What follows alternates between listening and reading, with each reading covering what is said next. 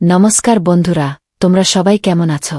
আজ আবারও একটা অনুপ্রেরণাদায়ক আর উৎসাহব্যঞ্জক গল্প নিয়ে হাজির হলাম। এই গল্পটা ভীষণ রোমাঞ্চকর আর উদ্দীপনাময়। শেষ পর্যন্ত অবশ্যই শুনো, মজা পাবে।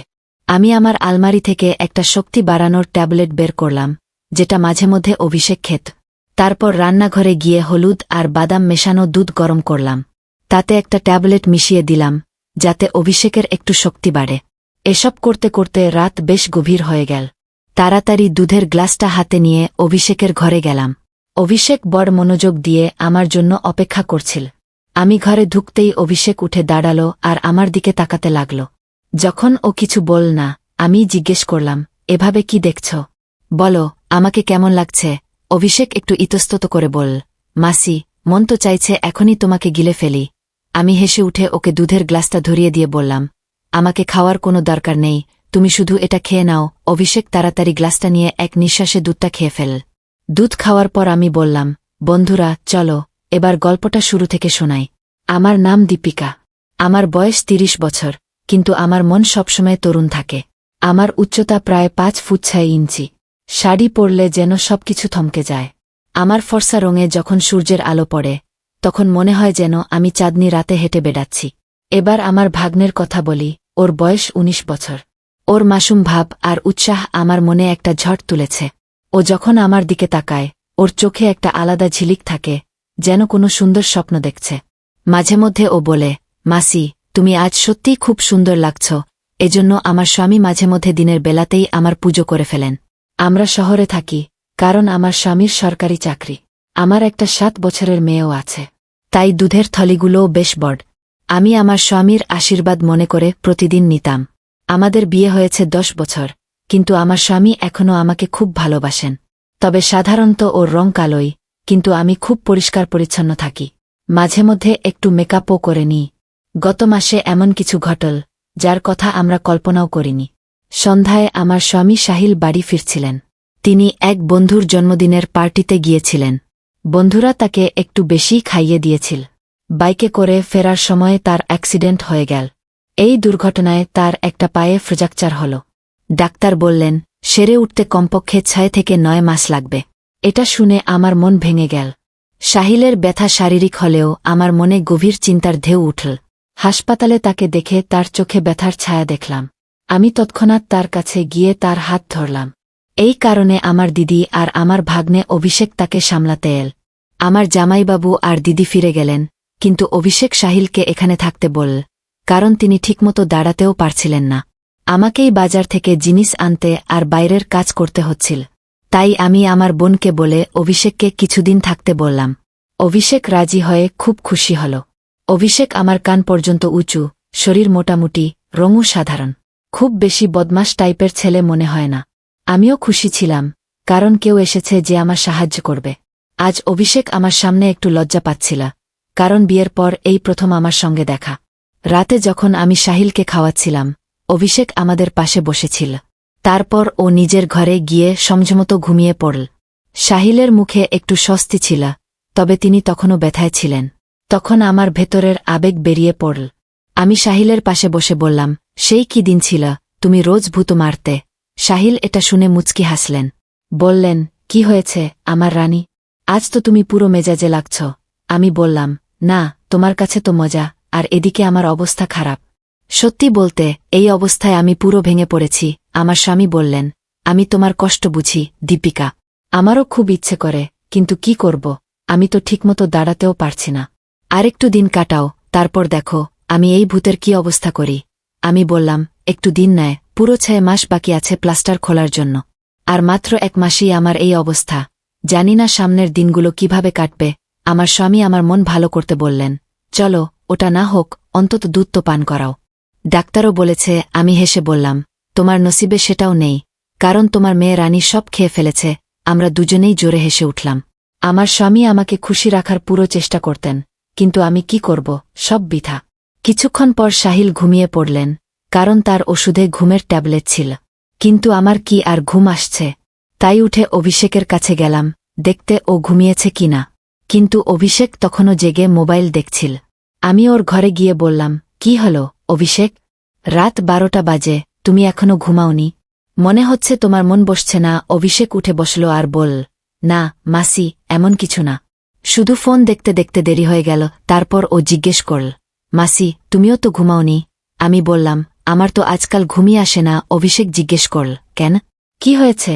আমি হেসে বললাম, না না, সেটা তোমাকে বলতে পারব না। যখন তোমার বিয়ে হবে তখন নিজেই বুঝবে। আমার মুখ থেকে এমন কথা শুনে অভিষেক চোখ নামিয়ে মুচকি হাসল। আমি বললাম, আরে এত লজ্জা পাচ্ছ কেন? বলো, এখনো কোনো মেয়ে পটিয়েছ না কি? অভিষেক কিছু বল না, তখনও লজ্জা পাচ্ছিল। আমি ওর হাত ধরে বললাম, আরে পাগল, তোমার মাসির সঙ্গে এত লজ্জা করো না। বলো। ও ধীরে বল, মাসি সত্যি বলতে এসব কথা আমি আমার বন্ধুদের সঙ্গেও বলিনি। আমি বললাম, আচ্ছা তাহলে আমাকে তোমার বন্ধু ভাবো, কারণ আমার এসব কথা বলতে খুব মজা লাগে। অভিষেক বল, হ্যাঁ মাসি, একজন ছিল, কিন্তু সে এখন আমার সঙ্গে বন্ধুত্ব ভেঙে দিয়েছে। আমি জিজ্ঞেস করলাম, তুমি তাকে তো মেরেছিলে, তাই না? অভিষেক বল, না মাসি, সত্যি বলছি, আমি তাকে ঠিকমতো ছুঁয়েও দেখিনি। আমি মুখ বাঁকিয়ে বললাম, তুমি তো বড্ড ভোলা। কোনো ব্যাপার না, এখন তুমি আমার কাছে এসেছ, আমি তোমাকে সব শিখিয়ে দেব। কথা বলতে বলতে আমি অভিষেকের ঘরেই ঘুমিয়ে পড়লাম। সকালে চোখ খুলে দেখি অভিষেক বিছানায় বসে আমার দিকে তাকিয়ে আছে। আমি উঠতেই ও বলল, গুড মর্নিং মাসি। আমি জিজ্ঞেস করলাম, কি দেখছ?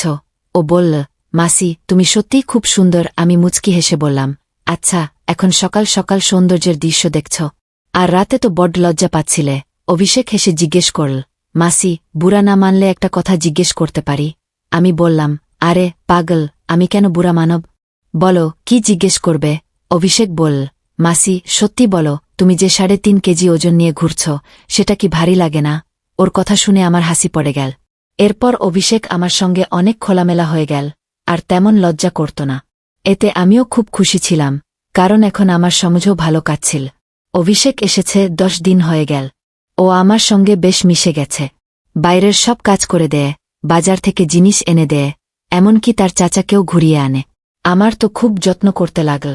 সন্ধ্যায় মাথা টিপে দেয়, মাঝে মধ্যে আমার শরীরটাও আরাম করে দেয়। কিন্তু আমার চাহিদা দিন দিন বাড়ছিল, আর আমার স্বামীর অবস্থা তখনও একই ছিল।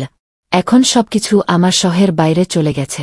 আমি ভাবলাম, এখন তো অভিষেকই আছে যে আমার সাহায্য করতে পারে। আমার পাশের বাড়িতে 3টে ছেলে থাকে, তারা পড়াশোনা করে।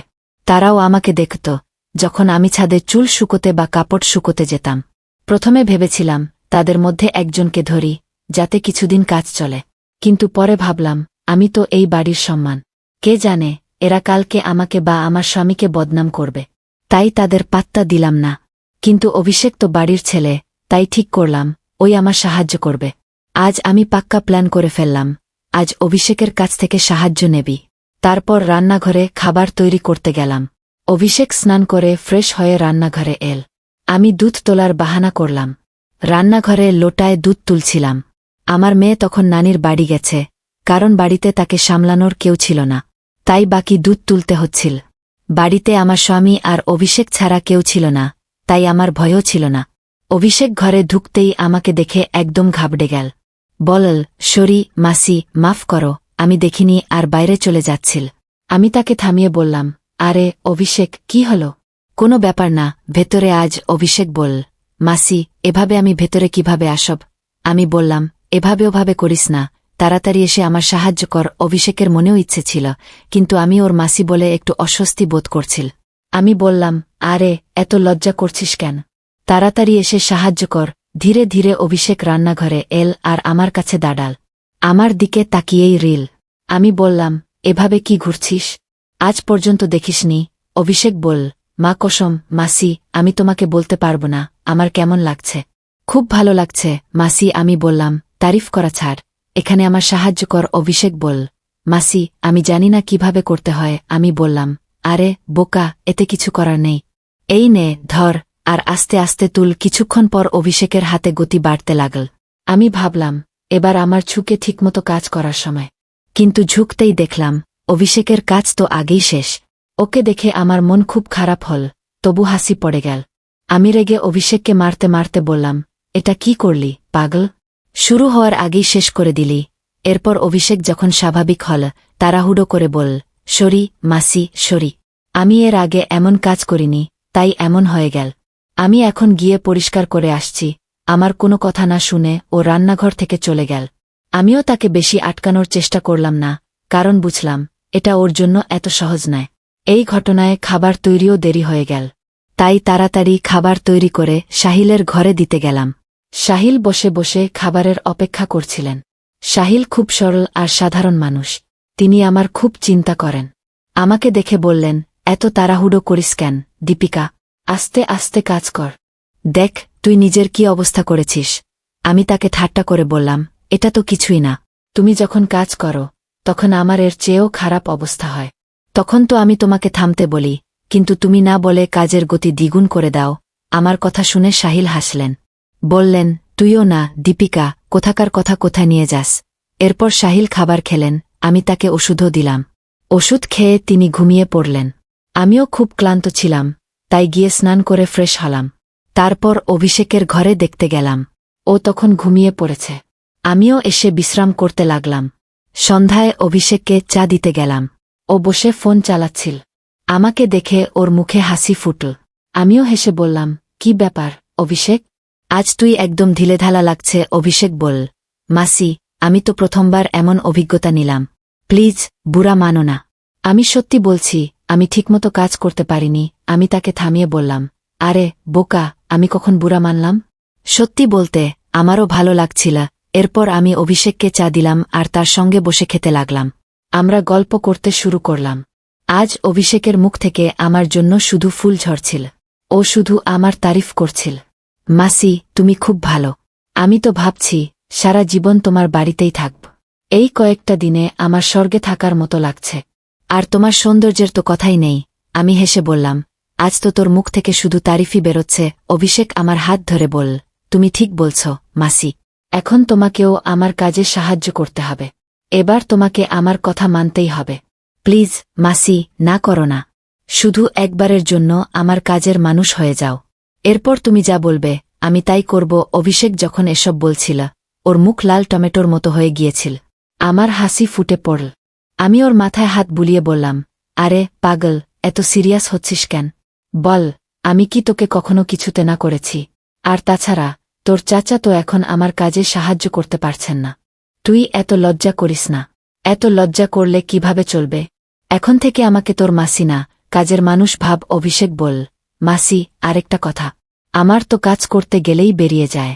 আমি খুব তাড়াতাড়ি কাজ করে ফেলি। আমি বললাম, এর চিন্তা করিস না, এর ব্যবস্থা আমি করে দেব। তুই শুধু কাজের জন্য তৈরি থাক। আমার কথা শুনে অভিষেক খুশি হয়ে গেল আর থ্যাঙ্কস মাসি বলতে লাগল। বল, মাসি, তুমি খুব ভালো। এরপর আমি চলে গেলাম, কারণ সন্ধ্যা হয়ে আসছিল আর আমাকে সাহিলকে গোসল করাতে হবে। সাহিল গোসল করার পর অভিষেক তাকে বাইরে ঘুরিয়ে আনল। আমি তাড়াতাড়ি সব কাজ সেরে তাদের আসার আগে খাবার তৈরি করে ফেললাম। অভিষেক ফিরে এসে হাত পা ধুজে খেতে বসল। তখন রাত 9টা বেজে গেছে আর সাহিলের ওষুধ খাওয়ার সময় হয়ে গিয়েছিল। আমি তাকে ঘরে নিয়ে গিয়ে ওষুধ দিলাম। সাহিলের ওষুধে ঘুমের ট্যাবলেটও ছিল, যাতে তার বেশি ব্যথা না হয় আর সহজে ঘুম আসে। ওষুধ খেয়ে তিনি তাড়াতাড়ি ঘুমিয়ে পড়লেন। আমি তার মাথা টিপছিলাম। তিনি ঘুমিয়ে পড়েছেন জানার পর আমি গোসল করতে গেলাম। গোসল করে লাল শাড়ি পরলাম, চুলে খোপা বাঁধলাম আর সুগন্ধের জন্য পারফিউম লাগালাম। আমি তো সাধারণত মেকআপ খুব কমই করি, কিন্তু আজ একটু হালকা মেকআপ করে নিলাম, যাতে মুখটা ঝকঝকে লাগে। পুরোপুরি তৈরি হয়ে আমি আলমারি থেকে একটা শক্তি বাড়ানোর ট্যাবলেট বের করলাম, যেটা মাঝে মধ্যে সাহিল খেতেন। তারপর রান্নাঘরে গিয়ে হলুদ আর বাদাম মেশানো দুধ তৈরি করলাম। তাতে একটা ট্যাবলেট মিশিয়ে দিলাম, যাতে অভিষেকের একটু শক্তি বাড়ে। এসব করতে করতে রাত 12টা বেজে গেল। তাড়াতাড়ি দুধের গ্লাসটা হাতে নিয়ে অভিষেকের ঘরে গেলাম। অভিষেক বড় মনোযোগ দিয়ে আমার জন্য অপেক্ষা করছিল। আমি ঘরে ঢুকতেই ও উঠে দাঁড়াল আর আমার দিকে তাকাতে লাগল। যখন ও কিছু বল না, আমি জিজ্ঞেস করলাম, এভাবে কি দেখছিস? বল, আমাকে কেমন লাগছে? অভিষেক একটু লজ্জা পেয়ে বল, মাসি, মন তো চাইছে এখনই তোমাকে গিলে ফেলি। আমি হেসে ওকে দুধের গ্লাসটা ধরিয়ে দিয়ে বললাম, আমাকে খাওয়ার কোনো দরকার নেই, তুই শুধু এটা খেয়ে নে। অভিষেক তাড়াতাড়ি গ্লাসটা নিয়ে এক নিঃশ্বাসে দুধটা খেয়ে ফেলল। দুধ খাওয়ার পর আমি বললাম, চল এবার তাড়াতাড়ি পুজো শুরু করি। অভিষেক বল, মাসি, পুজো তো শুরু করব, কিন্তু তুমি প্রদীপে তেল দেবে নাকি সোজা পুজো করাবে? আমি মুচকি হেসে বললাম, তুই আমার চিন্তা করিস না, আমি তো আগেই তেল দিয়ে এসেছি। এরপর যা হলো সেটা বলতে আমার নিজেরই লজ্জা লাগছে। আমি এতদিন অভিষেককে বাচ্চা ভাবতাম, কিন্তু ও পুজোতে আমার স্বামীকেও ছাড়িয়ে গেল। অভিষেক প্রথমে কাজু কাটলির স্বাদ নিল। আমার স্বামী তো আজ পর্যন্ত কাজু কাটলি খাননি, তিনি তো সোজা পুজো শুরু করে দিতেন। আমি অভিষেককে বললাম, এবার বন্ধ কর, আর কত খাবি? ও বলল, না মাসি, তুমি জানো না এটা কত মিষ্টি। এটার জন্যই আমরা পাগল থাকি। এটা অভিষেকের প্রথম পুজো ছিল, তাই ও আধা ঘন্টার বেশি চালাতে পারল না। আমি খুব বেশি ক্লান্ত হইনি, কিন্তু অভিষেক তো ঘামে ভিজে একাকার। আমিও 2 মাস পর পুজোর কাজ পেয়ে খুব খুশি ছিলাম। এরপর অভিষেক ক্লান্ত হয়ে বিশ্রাম করতে লাগল, আমিও সেখানেই ছিলাম।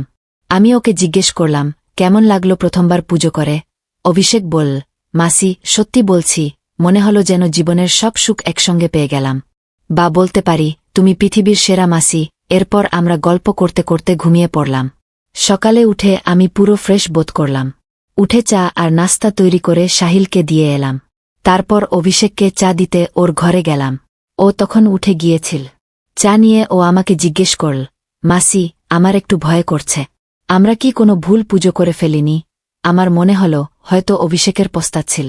আমি ওকে বোঝাতে বললাম, অভিষেক, তুই এমন একদম ভাবিস না। সত্যি বলতে এটা আমার মজবুরি ছিল। তোর চাচা তো 7-8 মাসের আগে ঠিক হবেন না, আর আমার পক্ষে এত অপেক্ষা করা সম্ভব ছিল না। তুই আমার অনেক সাহায্য করেছিস এই পুজোয়। প্লিজ, তুই এত টেনশন করিস না। আর হ্যাঁ, এটা কারো সঙ্গে বলিস না। অভিষেক মাথা নাড়িয়ে বল, মাসি, যদি এটা আমার মজবুরি হয়ে যায়? আমি বললাম, তাহলে তোর মাসির কাছে চলে আসিস। আমি কি কখনো তোকে না করেছি? এটা বলে আমি মুচকি হাসলাম। অভিষেক আবার আমার তারিফ শুরু করল। মাসি, তোমার যত তারিফ করি তত কম। জানি না গত জন্মে কি পুণ্য করেছিলাম যে তোমার মতো মাসি পেয়েছি। এরপর আমার আর অভিষেকের মধ্যে পাকা বন্ধুত্ব হয়ে গেল। এখন যখনই আমার মন চাইত, অভিষেকের কাছে পুজো করিয়ে নিতাম।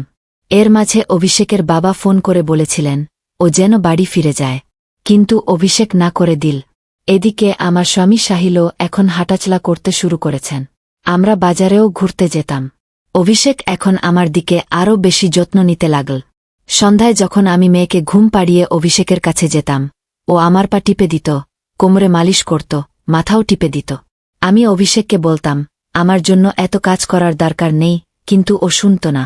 বলত, চুপ করো মাসি, তুমি সারাদিন কাজ করে ক্লান্ত হয়ে যাও, এটুকু তো আমাকে করতে দে।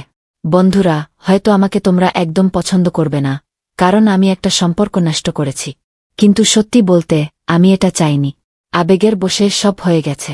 তাই প্লিজ, তোমরা বোঝার চেষ্টা করো। আমার গল্প শুনে আবেগে ভেসে যেও না, কারণ এটা সত্যিই ভুল। আমার খাতিরে কমেন্টে একটা প্রতিশ্রুতি দিয়ে যাও যে তোমরা জীবনে এমন কিছু করবে না। এই গল্প আমাদের কয়েকটা গুরুত্বপূর্ণ শিক্ষা দেয়, যা আমাদের জীবনে কাজে লাগতে পারে। আসুন এই শিক্ষাগুলো বিস্তারিত বুঝি। গল্পে দীপিকা তার স্বামী সাহিলের দুর্ঘটনার পর তার দেখাশোনা করেন। এটা দেখায় যে দায়িত্ব মানে শুধু নিজের সুখের জন্য বাঁচা নয়, প্রিয়জনদের যত্ন নেওয়াও। জীবনে যখন আমরা কোনো সম্পর্কে থাকি, তখন আমাদের সঙ্গীর প্রতি নিবেদিত থাকতে হবে। তাহলে সম্পর্ক আরও মজবুত আর দীর্ঘস্থায়ী হয়। আমাদের সম্পর্কে সৎ থাকতে হবে আর একে অপরের ওপর ভরসা করতে হবে। তো বন্ধুরা, গল্পটা তোমাদের কেমন লাগল কমেন্টে অবশ্যই জানাও। আর যদি এই চ্যানেলে প্রথমবার এসে থাকো, তাহলে চ্যানেলটা সাবস্ক্রাইব করতে ভুলো না। এমন মজার গল্প শোনার জন্য এখানেই থাকো। ততক্ষণের জন্য বিদায়। শিগগিরই নতুন গল্প নিয়ে আবার দেখা হবে।